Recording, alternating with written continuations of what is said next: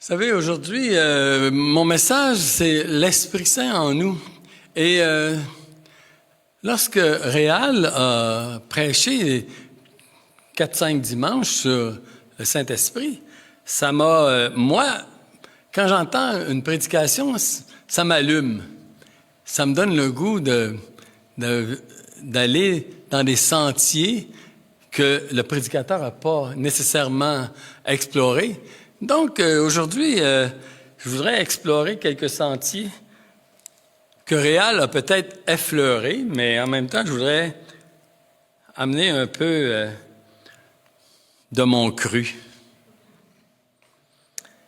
L'Esprit Saint en nous. Présentement, je suis en train de lire un livre sur la Trinité. Donc, l'Esprit Saint, dans ma compréhension, là, c'est vraiment l'égal du Père, du Fils, et lui, il est là aussi en tant que Dieu. Le Père, le Fils et le Saint-Esprit sont Dieu. Et des fois, on a un peu de difficulté à démêler ça. Mais je vous avoue que je n'ai pas démêlé ça encore. Non, je n'ai pas saisi encore. Sauf que j'ai appris une chose. C'est par la foi. C'est par la foi qu'on va réussir à aller de l'avant dans ces choses. Parce que si on comprenait Dieu à 100%, donc Dieu ne serait pas Dieu. Il serait quelqu'un d'intelligent peut-être, mais je pourrais passer au travers. Tandis que là, Dieu, des fois, il est imperceptible et il est incompréhensible. Donc, c'est correct comme ça. Depuis la Pentecôte, le Saint-Esprit manifeste l'œuvre du Père et du Fils. Et ça, c'est vraiment... J'ai tout un petit peu haut, là. Mais c'est vraiment saisir que le Père, le Fils et l'Esprit, dans l'Église, l'Esprit Saint a une part très particulière parce qu'il nous communique l'œuvre du Père et l'action du Fils, et en même temps, il nous communique la présence de Dieu. Romains 5,5, c'est le premier verset. Bon, ça fonctionne. Or, l'espérance ne trompe point parce que l'amour de Dieu est répandu dans nos cœurs par le Saint-Esprit qui nous a été donné. Donc, l'espérance que nous avons, elle est appuyée par Dieu lui-même, le Saint-Esprit en nous. Donc, le Saint-Esprit qui nous a été donné. Donc, lorsqu'on entend des fois certains chrétiens parler du Saint-Esprit et de ce qu'il fait, on se demande s'ils ont bien saisi la nature du Saint-Esprit. Quand ils pensent des fois à l'œuvre du Saint-Esprit, ils pensent principalement au côté spectaculaire, au côté miraculeux de certaines interventions, mais est-ce que c'est exactement l'œuvre du Saint-Esprit? L'œuvre du Saint-Esprit, lorsqu'on regarde ses côtés spectaculaires et miraculeux, peut-être qu'on est en train de se conter des histoires nous-mêmes. Parce que la parole de Dieu va vraiment nous montrer maintenant que l'œuvre du Saint-Esprit dans notre vie, c'est premièrement d'habiter en nous. Puis s'il habite en nous, c'est parce que Dieu manifeste en nous sa puissance et par-dessus tout, il veut notre sanctification. Et c'est là le but premier du Saint-Esprit. Notre sanctification. Notre sanctification, Romains 15 nous dit « Être ministre de Jésus-Christ parmi les païens, je m'acquitte du divin service de l'Évangile de Dieu afin que les païens lui soient une offrande agréable, étant sanctifiés par l'Esprit Saint. Il nous met à part. » Donc, c'est l'œuvre du Saint-Esprit dans nos vies, c'est de nous sanctifier. C'est pas, premièrement, de ce que nous mettre, nous, de l'avant. C'est vraiment, il nous sanctifie, il nous met à part pour une seule chose, sa gloire. Donc, 1 Corinthiens 6, 9 à 11. OK. Il y a beaucoup de versets, mais je vais essayer de les commenter en même temps. Ne savez-vous pas que les injustes n'hériteront pas le royaume de Dieu? Ne vous trompez pas, les impudiques, les idolâtres, les adultères, les efféminés, les infâmes, ni les voleurs, ni les cupides, ni les ivrognes, ni les outrageux, ni les ravisseurs n'hériteront le royaume de Dieu. Et c'est là, je le dis modestement, Paul il dit, c'est là que vous étiez. C'est là que nous étions. C'est là que nous étions.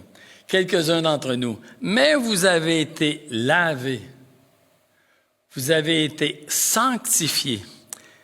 Et vous avez été justifiés au nom du Seigneur Jésus-Christ par l'Esprit de notre Dieu. Donc, on voit que la principale activité du Saint-Esprit, c'est vraiment, vraiment notre sanctification. Et on va voir tantôt comment l'Esprit agit. C'est sûr qu'on ne passera pas au travers de tout, mais on va quand même voir quelques aspects qui vont être, j'espère, comme on parlait tantôt, qui vont premièrement toucher à l'homme intérieur en dedans de nous. C'est lui qui doit croître. L'homme extérieur, lui, il doit diminuer. Donc, c'est là la principale activité du Saint-Esprit, c'est notre sanctification. Et de là où on était, il nous amène maintenant vers une position en lui. L'Esprit agit dans le monde invisible. L'Esprit agit dans le monde invisible. Dieu est Esprit. Donc, il agit dans le monde invisible, dans l'homme intérieur. Il veut nous transformer en l'image du Fils éternel. Et lorsque nos yeux sont fixés sur les pseudo-activités de l'Esprit, nous oublions les véritables enjeux de l'Esprit envers le peuple de Dieu. Et les véritables enjeux envers le peuple de Dieu, c'est vraiment que de produire en nous l'image de son Fils. C'est de vraiment nous rendre à l'image. Et si on a une autre vision, eh bien, on est en train de se séduire nous-mêmes.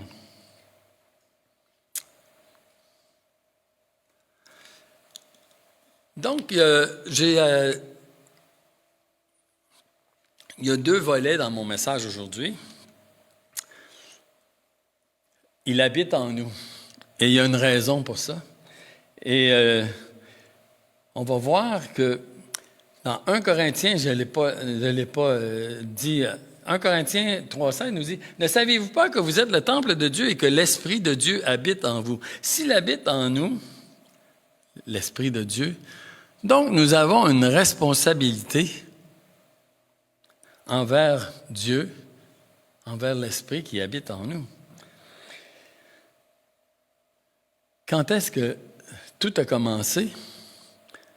Ça a commencé le jour de notre conversion. Le jour de notre conversion, l'Esprit de Dieu est venu. Vous savez, tantôt on parlait, la première manifestation dans le Nouveau Testament du Saint-Esprit vis-à-vis de l'Église, c'est la Pentecôte. Maintenant, à la Pentecôte, il y a eu vraiment une manifestation particulière. L'Esprit est venu sous forme de flamme. Donc, tantôt, on parlait ensemble, et puis, en fin de compte, aujourd'hui, si on veut voir des langues de feu sur nos têtes, on a des chances d'être déçus. Mais si, au travers des Écritures, par la foi, on croit que ça a été l'initiation de l'Église, ces langues de feu, on n'a plus besoin maintenant d'une autre expérience pour nos langues de feu à nous. Non, parce que c'est par la foi. C'est par la foi qu'on accepte ces choses-là.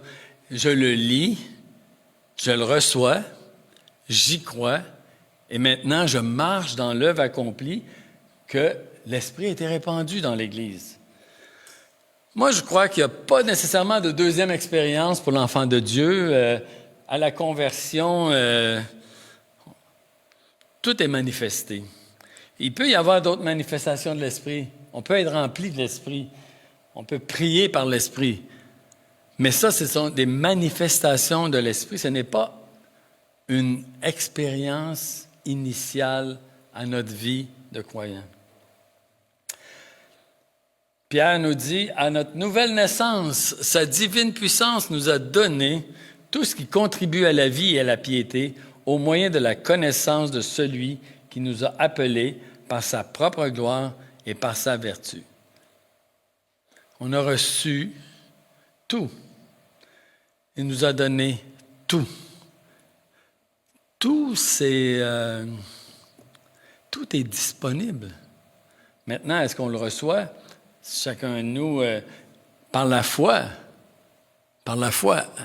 répond à ça.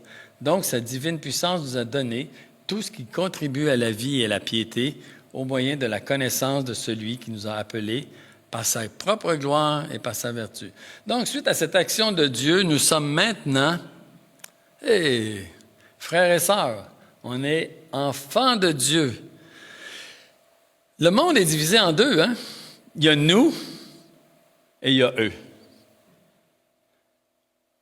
Il n'y a pas d'autre. Dieu voit le monde divisé en deux. Ses enfants et les autres. Donc, Romains 8,15 nous dit que nous n'avons pas reçu un esprit de servitude pour être encore dans la crainte, mais vous avez reçu un esprit d'adoption par lequel nous crions « Papa ». Et l'Esprit rend témoignage à notre esprit que nous sommes enfants de Dieu. C'est le Saint-Esprit qui habite en nous qui fait ces choses-là. L'Esprit rend témoignage à cet homme intérieur. Tu sais, moi, dans mon intellect, j'ai de la misère à saisir que je suis un enfant de Dieu. Le seul moyen que je peux saisir que je suis un enfant de Dieu, c'est par la foi. Et la foi vient de ce qu'on entend, et ce qu'on entend vient de la parole de Dieu. Et Jésus, on va voir tantôt, Jésus dit, l'Esprit va venir, il va vous rappeler tout ce que j'aurai dit. Donc, la foi vient vraiment de ce que la parole de Jésus a été manifestée. Donc, l'Esprit de Dieu habite en nous et ça provoque quelque chose en moi. Ça provoque quelque chose en moi. Dans Éphésiens 3, versets 14 à 19, c'est un long texte, mais je vais le lire vite.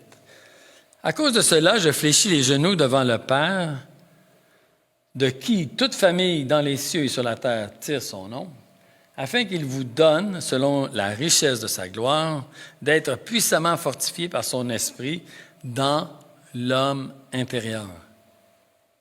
L'homme intérieur. J'appuie là-dessus parce que moi, je crois que, on parlait tantôt, je suis mort. On est mort. Mais ce qui vit en nous, c'est l'homme intérieur. Alors, c'est lui que Dieu est en train de, ni plus ni moins, fortifier. Et c'est lui qui va manifester vraiment l'image de son Fils. Jamais, jamais le gars que vous avez devant vous va ressembler à Jésus. À moins que j'aie une grande barbe, peut-être, mais même à là, on n'a pas d'image, hein? On n'a pas d'image.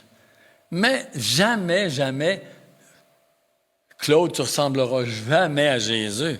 Jamais. Mais l'homme intérieur en dedans de toi est en train de se transformer en l'image de Jésus. En sorte que Christ habite dans vos cœurs par la foi, encore une fois, étant enraciné et fondé dans l'amour, que vous puissiez comprendre avec tous les saints quelle est la largeur, la longueur, la profondeur, la hauteur, et de connaître l'amour de Christ qui surpasse toute connaissance, en sorte que vous soyez remplis, et là on pourrait aussi dire du Saint-Esprit, mais remplis de toute la plénitude de Dieu. Donc, le ministère du Saint-Esprit a pour résultat de mettre nos vies en règle, de nous faire connaître la volonté de Dieu. Puissamment fortifié par son Esprit, c'est ça qui nous est dit.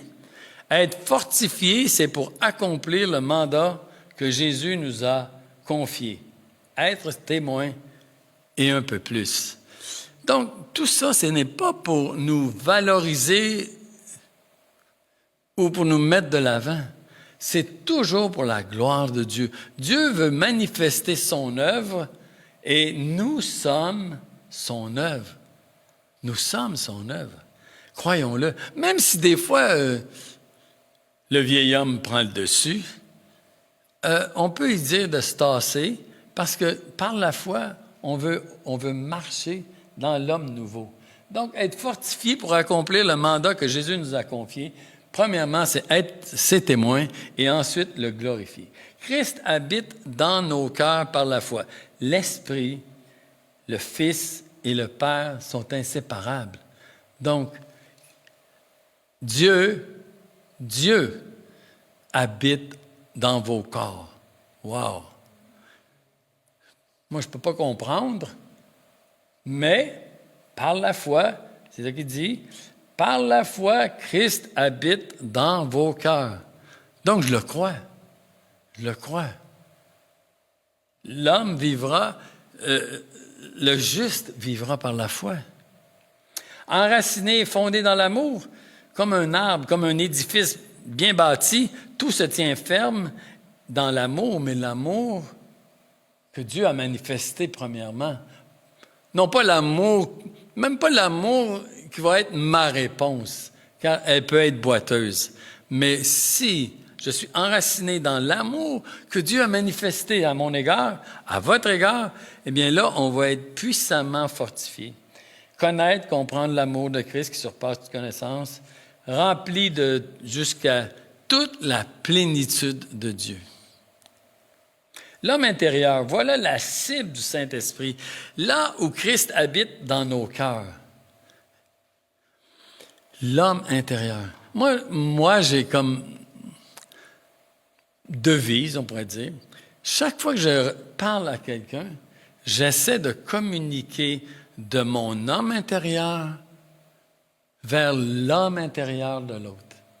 J'essaie de communiquer une grâce particulière que l'autre va recevoir et va être édifié. Et c'est ça, l'œuvre du Saint-Esprit en nous, c'est la dernière partie. La dernière partie, c'est le Saint-Esprit habite en nous pour former une collectivité qui est unie ensemble. Donc, lorsque Jésus dit que c'est du cœur de l'homme que viennent tous les maux, tout le mal, donc l'Esprit veut commencer son œuvre à l'intérieur et de l'intérieur faire jaillir le fruit de l'Esprit. Le cœur de l'homme a besoin absolument d'être transformé. Et c'est ça qu'on a vu lorsqu'on parlait de la Nouvelle Alliance. La Nouvelle Alliance, c'est j'enlèverai le cœur de pierre et je mettrai un cœur de chair. Et j'écrirai dans leur cœur mes commandements. C'est ça que le Saint-Esprit est en train de faire dans nos vies. Le Saint-Esprit expose dans nos vies les vérités, comme Dieu a tellement aimé le monde. Voilà une vérité profonde qui est à toute épreuve. Pourquoi? Parce que je l'ai lu, je l'ai reçu et j'y ai cru. Et maintenant, elle est à toute épreuve. Dieu a tant aimé. Dieu nous a tant aimés. Dieu m'a tant aimé. Donc, Dieu nous convainc de l'amour de Dieu par ses paroles. Puis encore une fois, je reviens sur l'image, mais moi, là, dans mon corps, ça ne me fait rien, hein? Que Dieu m'aime ou que Dieu ne m'aime pas, ça ne me fait rien. C'est à l'intérieur de moi, par exemple, à l'intérieur de moi, il y a cette vie qui reçoit la vie de Dieu et qui la communique et qui, en même temps, se nourrit de ça et tire sa croissance. Donc, la parole de Dieu, souvent, Michel Bougie nous a amené, il y a quelque temps, un message sur l'importance de la parole de Dieu. C'est tellement réel et toujours en train de nous matraquer sur l'importance de la parole de Dieu. Chacun de nos messages, de nos prédications, on veut vous amener une chose, l'importance de la parole de Dieu et d'y ajouter foi. parce que le juste vivra par la foi. Donc, l'homme intérieur sera dans une communion propice pour marcher selon l'Esprit afin de ne pas accomplir les désirs de la vieille nature. Galates 5, 16. Il n'apparaît pas.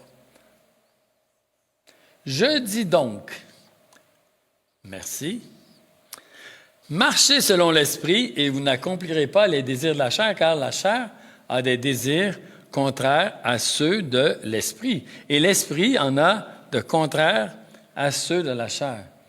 Ils sont opposés entre eux, afin que vous ne fassiez pas ce que vous voudriez. Donc, on voit ici, sanctifier notre marche, nos progrès sont le fruit de l'œuvre du Saint-Esprit.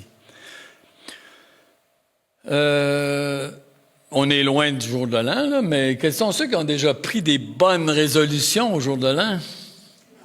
Quels sont ceux qui les ont tenus plus qu'une semaine?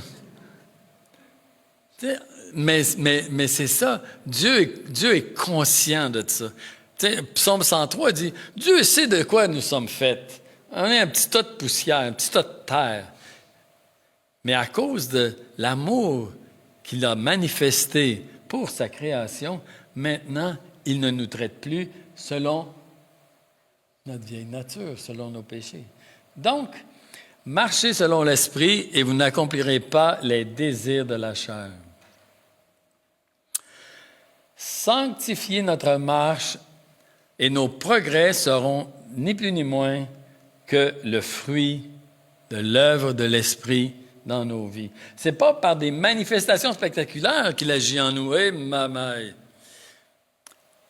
J'ai quasiment le goût de vous demander. Moi, un jour, on m'a imposé les mains en me disant « Viens, tu vas voir. » Je vais vous le raconter comme ça, là. C'était pour... dans ma quête de spiritualité, j'étais nouveau croyant et je voulais... On m'avait dit qu'il me manquait quelque chose. J'avais oublié de lire ce que Pierre vient de dire, là. Il a donné tout ce qui contribue à la piété et à la vie. J'avais oublié de le lire, probablement. Alors, j'arrive devant ce prédicateur-là, puis pour lui, être rempli du Saint-Esprit, c'était de parler en langue. Fait que... Il me dit, qu'est-ce que tu veux? Ben, je dis, je m'en viens chercher ce qui me manque. Il dit, je voudrais parler en langue. Fait que là, il se met à parler en langue, puis il m'a imposé les mains. Il m'a posé les mains. Puis là, il dit, ah, vas-y. Ben, j'ai dit, ça sort pas. Puis là, il continue à prier. Je le dis, c'est mon expérience personnelle. Peut-être que d'autres ont eu d'autres expériences. Je ne suis pas en train de juger, je suis juste en train d'exposer ma perception de la chose lorsque ça m'est arrivé. Alors, il me dit comme ça, et je le dis en blaguant, là, « Repeat after me ». Fait que pour lui, c'était ça, tu sais. J'étais un petit peu déçu. Je suis retourné à ma place, puis je disais, « Est-ce que le Saint-Esprit, c'est « Repeat after me ». Fait que je me suis aperçu que le Saint-Esprit ne marche pas dans du fantastique, dans du phénoménal. Le Saint-Esprit agit à l'intérieur de nous, à l'intérieur de moi, produisant un fruit qui va être à la gloire de Dieu. Et c'est là qu'on voit que l'Esprit nous conduit dans les plans de Dieu pour notre maturité. Puis des fois, ça fait drôle d'entendre ça, mais tu sais, 1 Corinthiens 6, versets 18 et 19, il dit « Fuyez la débauche. » Oh, Saint-Esprit me dit de fuir la débauche. « Et quelque autre péché qu'un homme commette, ce péché est hors du corps, mais celui qui se livre à la débauche pêche contre son propre corps. Ne savez-vous pas que votre corps est le temple du Saint-Esprit qui est en vous et que vous avez reçu de Dieu et que vous ne vous appartenez plus à vous-même. » L'Esprit est en train de nous conduire, même dans notre moralité. Je vais le dire de même. Il va au-delà de ça. Il ne fait pas juste ça, là. Écoutez. Non, il est en train de nous convaincre, premièrement, et on va le voir tantôt, mais il est en train de nous convaincre, premièrement, que la parole de Dieu, c'est la vérité. Ça. Donc, quand on lit ça, fuyer la débauche, c'est pas que... C'est vrai qu'il faut fuir la débauche, mais il est en train de me dire, « Hey, c'est ça la vérité. C'est ça la vérité. C'est pas ce que tu peux imaginer ou quoi que ce soit. » Et il dit que l'impudicité et qu'aucune espèce d'impureté et la cupidité ne soient pas même nommées parmi vous, ainsi qu'il convient à des saints. Donc, par ces paroles, l'Esprit nous communique, me communique, la pensée de Dieu sur ces choses-là. Maintenant, qu'est-ce que je fais avec ça? Est-ce que je m'oppose ou est-ce que je dis, non, Seigneur, tu as raison. C'est moi qui dois changer ma perception sur ces choses-là. Aimer les choses que Dieu aime et détester les choses que Dieu déteste. Donc, par ces paroles, l'Esprit me communique la pensée de Dieu pour, premièrement, y croire. Premièrement, je la lis et ensuite, j'y crois. Et ensuite, la laisser agir dans ma vie et la mettre en pratique. C'est l'œuvre du Saint-Esprit. Et ça, c'est pas des fantasmes ou quoi que ce soit. Or, le Seigneur, c'est l'Esprit. Et là où est l'Esprit du Seigneur, là aussi est la liberté. Nous tous, donc, le visage découvert, reflète la gloire du Seigneur. Nous sommes transformés en la même image de gloire en gloire par l'Esprit du Seigneur. Transformés. C'est ça l'œuvre du Saint-Esprit dans nos vies. Nous transformer. C'est pas de répéter après moi. Ça ne marche pas. Non, l'Esprit agit en nous. Transformé par l'Esprit. Maintenant, juste un peu voir comment Dieu pourrait agir dans ça.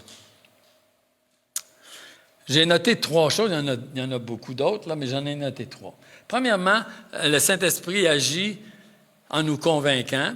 Ensuite, il illumine. Il a un ministère d'illumination. Et ensuite, il met en nous une puissance. Conviction.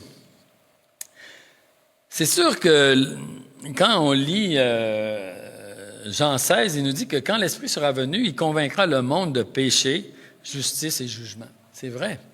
Mais pour moi, c'est quoi? C'est la même chose. Hein? Dieu est en train de nous convaincre par l'Esprit que ce qu'il dit, là, c'est la vérité. C'est pas ce que je pense, c'est ce qu'il dit. C'est ce qu'il dit qui est vrai. Et ensuite, il dit, donc, il est en train de nous convaincre de ces 3 choses-là. Péché, justice et jugement. Mais au verset 13, il rajoute, « Quand le Consolateur sera venu, l'Esprit de vérité, il vous conduira dans toute la vérité, car il ne reparlera pas de lui-même, mais il dira tout ce qu'il aura entendu et il vous annoncera les choses à venir. » Donc, c'est là qu'on voit que l'Esprit est en train de nous rappeler des choses qui ont déjà été dites par le Seigneur. Il n'est pas en train d'en inventer des nouvelles, comme on a vu il y a quelques semaines. Il n'est pas en train de réinterpréter le texte biblique. Non, il est en train de dire ici, voici, il vous conduira dans la vérité, il vous parlera de tout ce qu'il aura entendu de moi.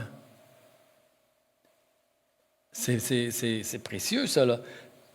C'est comme, c'est en train de dire, là, invente-toi pas rien. Retourne aux Écritures, lis-les, crois-y et laisse-les agir dans ta vie. Parce que, savez-vous une chose, en tout cas, c'est mon expérience, mes pensées, donc ce qui meuble mon esprit, ce qui meuble mes pensées, je dis toujours que mes pensées sont toujours sur le bord de ma bouche. Toujours sur le bord de ma bouche. Ce que je pense, si j'ai des mauvaises pensées, j'ai toujours peur qu'ils sortent seuls. Puis, examinons-nous, là, vous allez voir que souvent, là, nos pensées sont vraiment proches de sortir. Donc, c'est pour ça qu'il dit, maintenant, que tout, je n'ai pas le verset, mais que tout ce qui est agréable, tout ce qui est bon, tout ce qui est digne de confiance, soit l'objet de vos pensées. L'objet de vos pensées, ça commence premièrement par se nourrir de quelque chose, comme il disait, de se priver des impudicités, tout ça, mais de se nourrir de la parole de Dieu qui édifie l'homme intérieur. C'est ça qui fait que les pensées maintenant, qui sont sur le bord de la porte, là, ils sont bonnes, ils sont édifiantes. Ils vont s'adresser à l'homme intérieur et ils vont l'édifier. Mais si j'ai des pensées tout croche, je parle plus. J'aime mieux les garder pour moi-même. Mais si je suis en train de veiller sur ça et laisser agir, mais je dis toujours veiller sur ça parce que nous aussi, on a à se nourrir. Tu sais, on a à se nourrir de cette parole-là. Donc, c'est ça. Donc, l'Esprit travaille à l'intérieur de nous et ce sont pas des manifestations extérieures qui initient le travail de l'Esprit et qui nous transforment. Non. Dieu vise l'homme intérieur. Parce que notre chair va hériter la mort et la corruption. Dieu ne veut pas s'occuper de ce qui va être corrompu puis qui va... Non, Dieu s'occupe de son œuvre en nous. Son œuvre en nous, c'est Christ qui est en train de se former en chacun de nous. Donc, Dieu vise l'homme intérieur et non pas l'homme naturel parce que dans 1 Corinthiens 2,14, l'homme naturel n'accepte pas les choses de Dieu car elles sont une folie pour lui. Et il ne peut les connaître parce que c'est spirituellement qu'on en juge. Sa parole nous est communiquée dans toute son authenticité par la foi, par l'œuvre du Saint-Esprit. Donc, il nous met sous conviction que la parole de Dieu, c'est la seule source de toute vérité, mais en même temps, de toute nourriture pour l'homme spirituel. Je reviens avec le verset dans Jean 16, 13 et 14. Quand le Consolateur sera venu et l'Esprit de vérité, il va nous conduire dans la vérité. Et c'est ça, il va illuminer dans nos cœurs cette parole-là pour qu'elle devienne ni plus ni moins qu'une semence qui va produire un fruit. Un fruit qui va durer jusque dans l'éternité. Wow! Dans l'éternité. L'éternité, c'est long, longtemps, puis en même temps, c'est pas long. Il n'y a pas de temps. Fait qu'on va rentrer dans l'éternité, puis le moment présent, c'est le moment qu'on va vivre. En tout cas, c'est ma manière de l'exprimer, là. C'est peut-être pas théologiquement appliqué, là, mais c'est ma manière de le comprendre. On va rentrer et ayant produit un fruit qui va durer jusque dans l'éternité. Il illumine toutes les paroles qu'on lit, que Jésus nous a laissées dans sa parole. Il les illumine afin que, comme il dit au verset 14, « Il me glorifiera, parce qu'il prendra de ce qui est à moi et vous l'annoncera. » C'est sa gloire qu'on vise. On vise la gloire de Dieu, la gloire du Père, la gloire du Fils et la gloire du Saint-Esprit. Éphésiens 1, verset 18, il dit « Il illumine les yeux de votre cœur afin que vous sachiez quelle est l'espérance qui s'attache à son appel. Quelle est la richesse de la gloire de son héritage qu'il réserve à vous, aux saints. » Deux choses sortent de ces paroles. La vérité, c'est tout ce que le Saint-Esprit aura entendu et c'est ce qu'il va nous annoncer. C'est ce qui va nous ramener. Et les vérités sur le Père, sur notre Seigneur et sur nous-mêmes, il nous fait connaître de plus en plus les vérités. Il nous instruit sur le sens précis de la révélation. Jamais aller au-delà de ce qui est écrit. La troisième manière dont l'Esprit agit en nous, il y avait la conviction, l'illumination et la puissance. Il dit, vous recevrez une puissance, le Saint-Esprit survenant sur vous, et vous serez mes témoins. Maintenant, quelle est la nature de cette puissance? Moi, quand j'ai lu ça, je me suis posé la question, la victoire de Jésus-Christ se situe où? Où est-ce que la victoire de Jésus, exactement, tu ne l'as pas dit, mais je l'ai vu de tes lèvres. C'est à la croix. La puissance et la victoire a été manifestée dans un acte qui avait l'air vraiment, mais vraiment perdu. Donc, maintenant, lorsqu'il nous dit que nous allons recevoir une puissance, il ne faut pas s'attendre à ce que ce soit pour qu'on puisse se péter les bretelles. Ce n'est pas pour notre bénéfice personnel. Non, pas du tout. C'est pour l'avancement de son royaume, pour sa gloire, pour l'édification les uns des autres. Donc, la puissance que nous recevons, ce n'est pas une puissance comme le monde peut connaître, ou même comme le monde pourrait envier. Puissance pour le combat, pour résister premièrement au péché, pour mettre en pratique cette parole-là. On a besoin d'une puissance qui vient d'en haut pour mettre en pratique une parole qui vient d'en haut. Sinon, une parole qui vient d'en bas, je peux peut-être la gérer, mais une parole qui arrive directement de la bouche de Dieu, j'ai besoin d'une puissance spirituelle pour la mettre en pratique. Donc, il nous parle de Dans Éphésiens 6, il nous parle du combat spirituel et il nous parle de revêtir les armes spirituelles de Dieu. Pourquoi? Bien, parce que, on ne lira pas le texte, mais parce que nos ennemis, ce sont les esprits méchants dans les lieux célestes.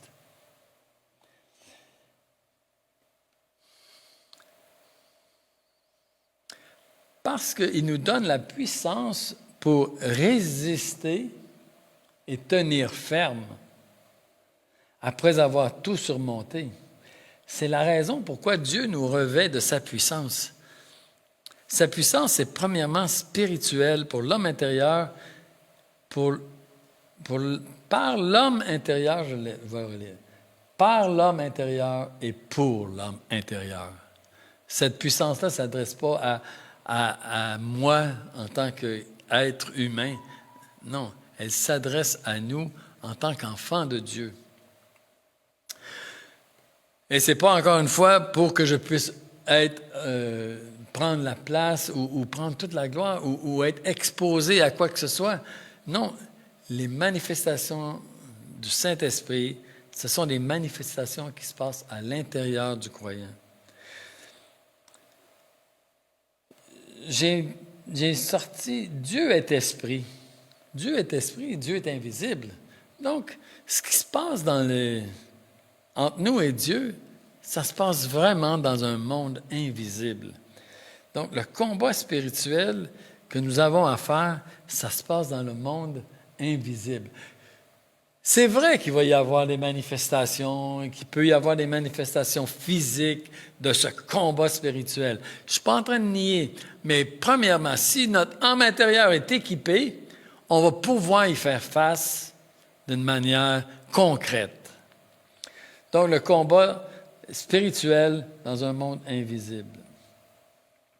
Et aussi, comme on a lu, la puissance pour être des témoins. Donc, ici, il dit, le Père nous a laissé une marque de son amour inconditionnel, son esprit en nous. Et ça, là, c'est une marque. Moi, je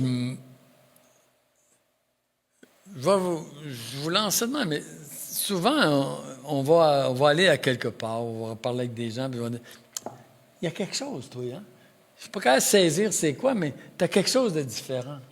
Tu as quelque chose on dirait que tu transpires, tu fais ressortir quelque chose que je ne suis pas capable d'identifier. L'Esprit de Dieu en nous. Donc, Dieu a mis en nous un signe. Il nous a scellés du Saint-Esprit. En lui, vous aussi, après avoir entendu, encore une fois, entendu la parole de vérité, l'évangile de votre salut, en lui, vous avez cru et vous avez été scellés du Saint-Esprit qui avait été promis, lequel est un gage de notre héritage pour la rédemption de ceux que Dieu s'est acquis pour célébrer sa gloire. Pas pour qu'on se pète les bretelles, pour célébrer sa gloire. Dieu nous a laissé cette marque invisible, mais elle est là. Dieu nous a laissé une marque. Ce n'est pas pour notre rayonnement personnel, non. C'est vraiment pour manifester en nous son œuvre. Dieu est en train d'agir en nous.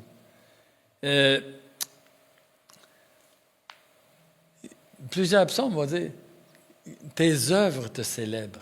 Mais c'est nous, ça. Nous sommes son œuvre. Donc, on célèbre parce qu'il fait en nous, on célèbre sa gloire.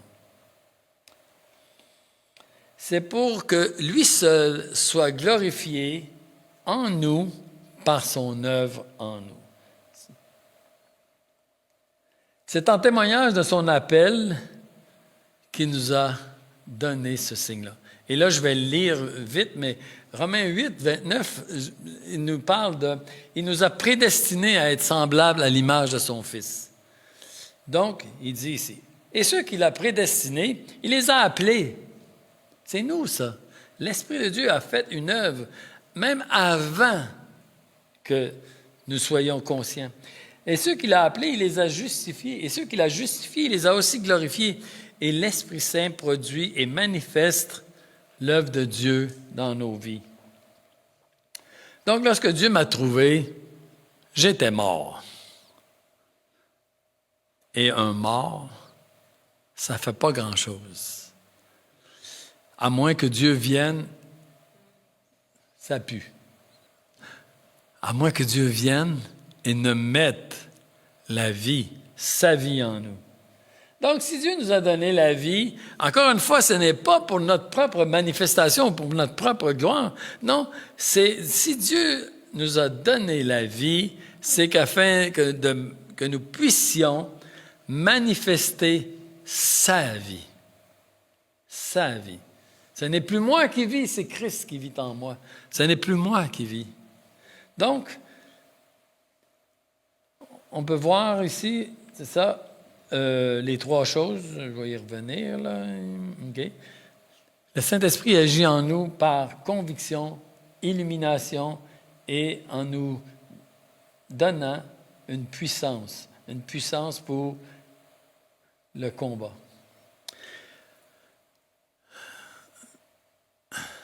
Vous êtes là et je vous aime. L'Esprit a été donné aussi pour l'unité commune.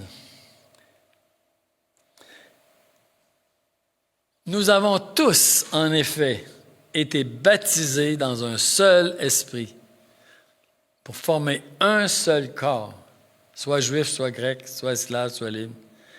Nous avons tous été abreuvés d'un seul esprit. Ainsi, le corps n'est plus un seul membre, mais il est formé de plusieurs membres.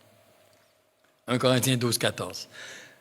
Donc, l'esprit, on a été abreuvés d'un même esprit, d'un seul esprit pour former quoi?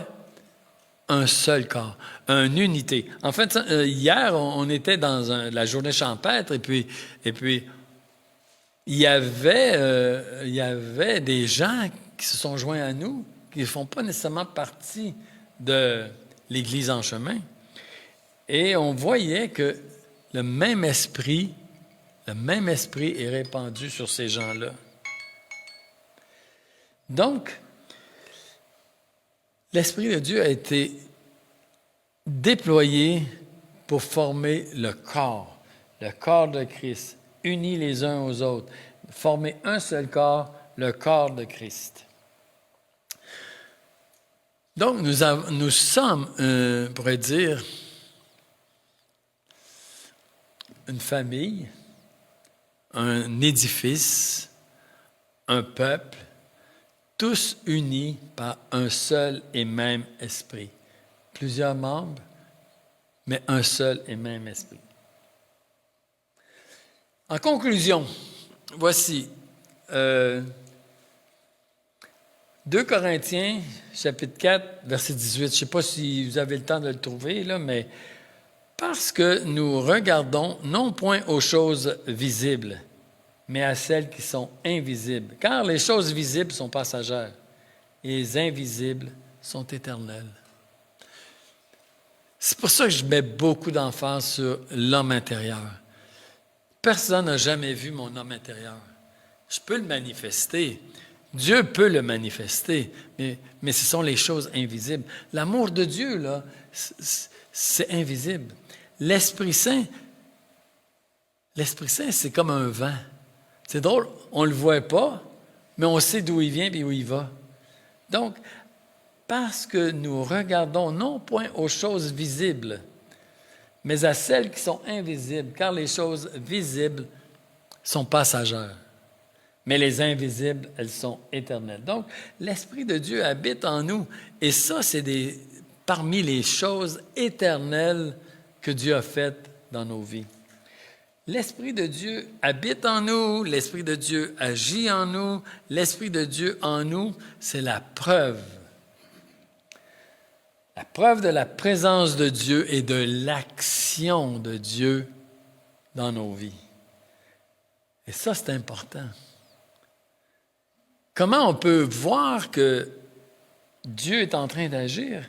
Mais moi, je continue à répéter, c'est par la foi, hein? C'est par la foi.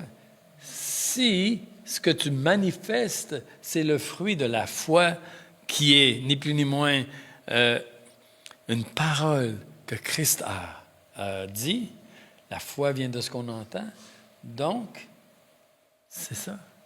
Si Jésus ne nous avait pas envoyé l'Esprit, nous serions des orphelins. Wow! Il y en a des gens ici qui ont été orphelins. Il manque quelque chose. Mais dit, non, vous n'êtes pas des orphelins, je vous envoie. Moi, je prierai le Père et il vous donnera un autre consolateur afin qu'il demeure éternellement en vous. Je ne vous laisserai pas orphelins.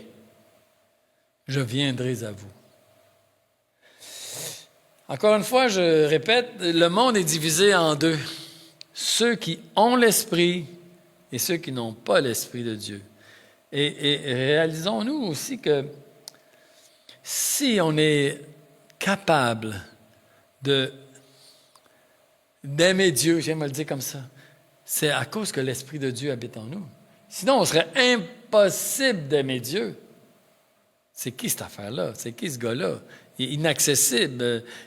Ça va mal dans le monde. Il y a de la guerre. Il y a des pauvres. Il y a des malades. Non. L'Esprit de Dieu nous montre la vraie face de Dieu, le vrai visage de Dieu, le vrai cœur de Dieu. Donc, le monde est divisé en deux. Il y a nous qui avons l'Esprit Saint en nous et il y a le monde. Il faut réaliser que c'est vraiment, il y a une différence entre les deux. Ensuite, il nous convainc de la vérité, il nous conduit dans la vérité et il applique cette vérité-là dans nos vies. L'Esprit Saint, c'est son œuvre. C'est son œuvre. Il nous convainc de cette vérité, il nous conduit dans la vérité et il applique dans nos vies cette vérité. Pendant que certains ont les regards sur des activités spectaculaires qu'ils attribuent peut-être à l'Esprit, moi je crois qu'ils se privent de l'action authentique de Dieu par l'Esprit. Pendant qu'on est à la recherche de quelque chose, peut-être que certains passent à côté. L'Esprit de Dieu, espérance de la vraie vie. Mon verset pour conclure.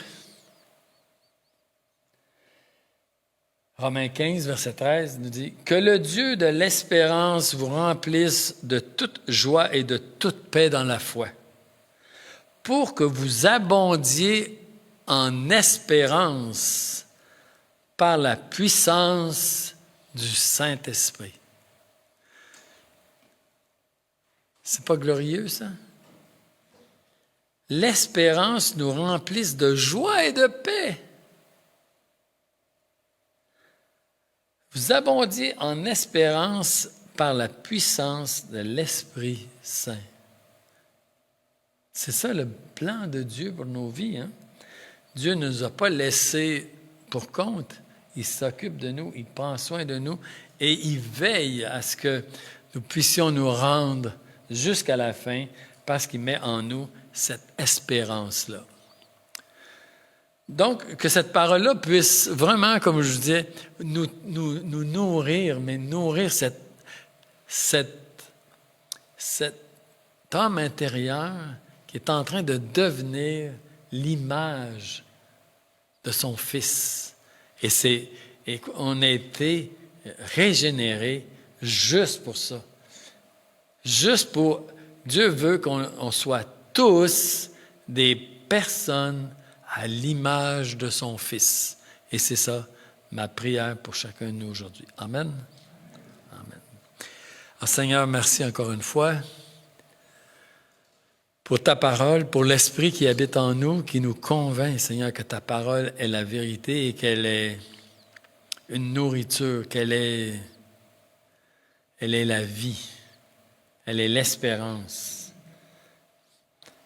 Seigneur, on te prie que l'Esprit Saint puisse vraiment trouver sa place en nos vies et prendre cette place et nous communiquer ton œuvre, Seigneur, afin que tu sois glorifié dans nos vies, par nos actions. En ton nom précieux. Amen.